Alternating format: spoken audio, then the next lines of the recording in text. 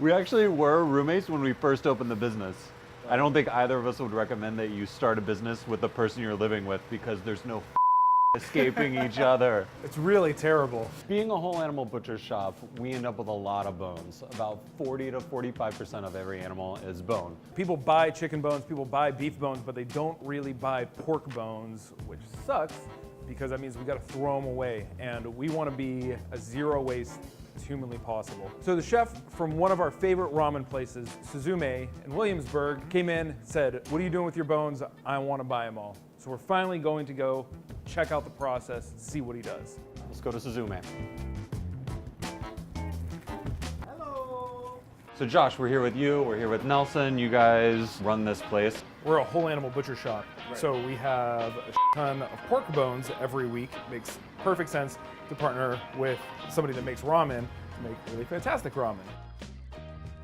By you guys holding your pork bones with that dry aged beef, you're able to get like a lot of that funk and kind of like blue cheesiness that you would get out of dry aged beef, but with pork. And it's kind of interesting. I've never heard anybody talk about actually wanting some like dry aged funk, like that kind of bacteria rich environment to actually like become a part of the final product you're serving. Especially at a ramen shop, it's usually very clean bones, but you're actually looking for a more complex flavor profile.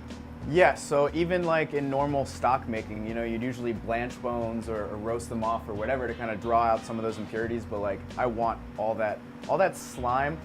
Slime might not be the most appealing word, but like that slime that forms from that blue cheesiness and it gets stuck in the fat, I want all that. Looking at the raw products, it's kind of crazy. Like you have the knuckle of the femur with a little bit of meat still attached to it. You then have like marrow that you're also going to marry like into this broth. I mean, you even have a tail similar to the foot, has more bones, has more collagen. You really are getting the whole pig. Yeah, totally. Just through the bone. What better application is there? You know? Yeah, there really isn't there one. really is. Yeah. This is the yao broth that's like cooled down. This is one that we made yesterday.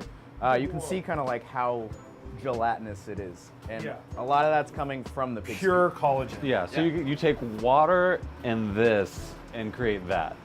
Right. Can we eat some of that? Absolutely. I don't think I've ever had anything quite like this before. Katsu broth? No, Yeah. certainly have Cold pork jelly. Yeah. Oh man. Wow. That really has like an amazing texture.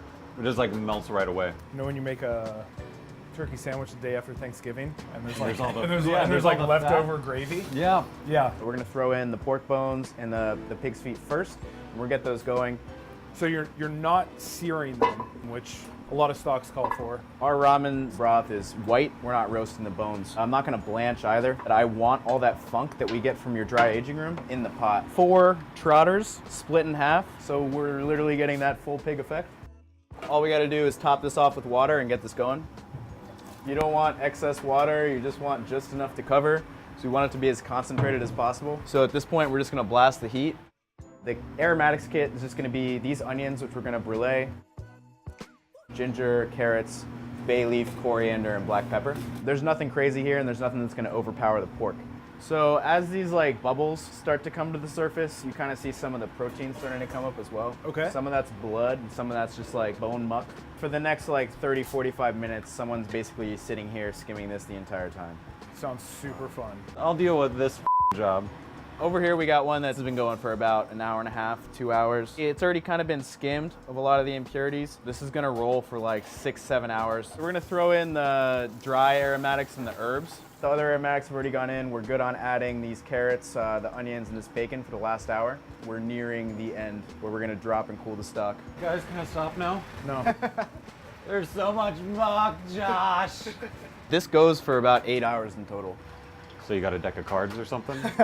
Yeah, well, I was gonna make some lamb stuff for you in the meantime. Oh, okay, cool. Okay. Hold you over. So this is awesome. I've never had a lamb neck bow before. The neck is another perfect cut Yeah. to braise that people really don't know what to do with. Those muscles that get used the most are the ones that are gonna have a lot of flavor. You rarely see it in a butcher shop, much less like, I don't think I ever see it on a menu anywhere, ever. And it's got all that great collagen like we get out of the pig's feet. We'll just finish this lovage yogurt. What's up with yogurt going on a bow?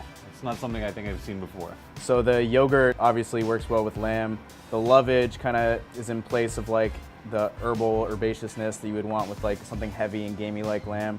And then the butternut just kind of adds sweetness.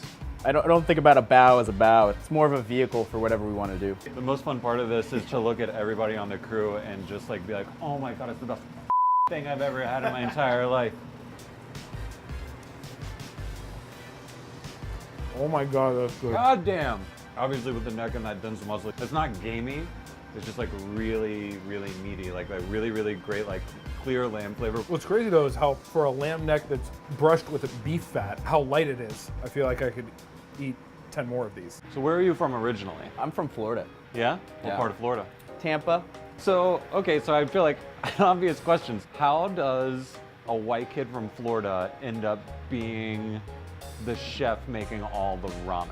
I ask myself that question every day.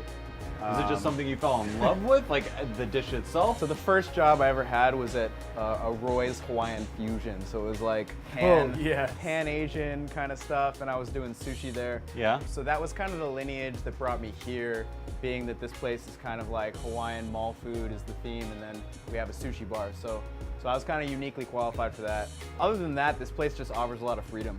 Like, as Hawaiian as it is, as much of a ramen place and a sushi place as it is, we're able to do all kinds of Okay, So that it's makes like- sense because like the first time I came here with my wife and we sat down at the bar and we were like, great, we're gonna get some ramen, and then we were like, fish tacos are on the menu? Like, okay, yes, we're getting fish tacos. This is gonna be fantastic. I'm kind of lucky where like I work for an owner that actually like just wants to make good food. So at the end of the day, like as long as you're making good food, it doesn't really matter. So if I'm doing a duck cassoulet, which we're running this week, like I can just do a duck cassoulet and it doesn't have to really be anything. We're towards the end of the process now. I have some soup ready so we can eat it. So the last thing I'm gonna do before we do that is just puff off some chicharron that we make here to top the soup. Kind of reinforces all the porkiness. Basically this pork skin is just boiled for a long time, and then we scrape the excess fat off of it, and then we dehydrate it overnight. We smoke this pork belly for like 4 hours, then we cook it in a bath at 74 degrees overnight, and then we'll grill it over this charcoal to again like reinforce that smokiness. So how long about does it take from the time you get an order in for a bowl of ramen to be hitting the window to go out to the customer? Ideally like a minute and a half. Minute and a half. It takes, I mean, it only takes 50 seconds for the noodles to cook, and then everything else is like pre-done pretty much. So eight hours of prep into a 1 minute pickup. That's pretty impressive. Yeah, I mean, that's the goal. This is braised pork shoulder that we braise in like a mother braise, so we continually reuse the same braise as bok choy that's just sauteed with some sake. And then we're just gonna throw this pork belly in there, and then these gargantuan chicharron. And there you have it. Oh my God. It's a shitload of meat. That is a lot of meat. So gorgeous. That's why you sell a lot more in winter than you do in the summer. There you go. Yeah, that looks fantastic. I don't know which part to attack first. So I kind of like to just shove everything in. Get it in there? Yeah, and then you can hear the chicharron starting to like crackle and pop. Oh my God. You get like that smokiness from the trotters, and there is like a thickness. Like it's not like coating my mouth with all that gelatin, but you do get that like thickness in the broth. To me, what makes this different and exceptional is that, you know, typical ramen is kind of more about the accoutrement, the other stuff that you're putting into it. What stands out to me is just how round and full that broth is. I could drink this every single day. You know, we've had our business for almost 10 years now. It's very rare to find like a new appreciation for something that we're looking at all day, every day. We're looking at just like pig's feet and we're just like, what the are we gonna do with these things again? And now we're like, I have a much better understanding and also, yeah, a lot more respect for like everything you can get out of that. These things that most people just don't even want to look at, and you're doing something like really, really, really cool with it.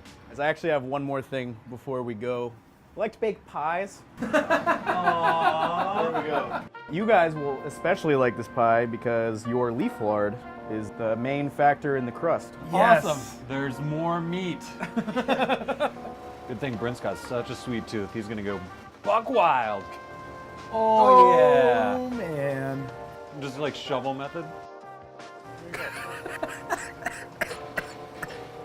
That's a legit really good pie, man. Delicious. Well, thank you. Absolutely. Yeah. Wow.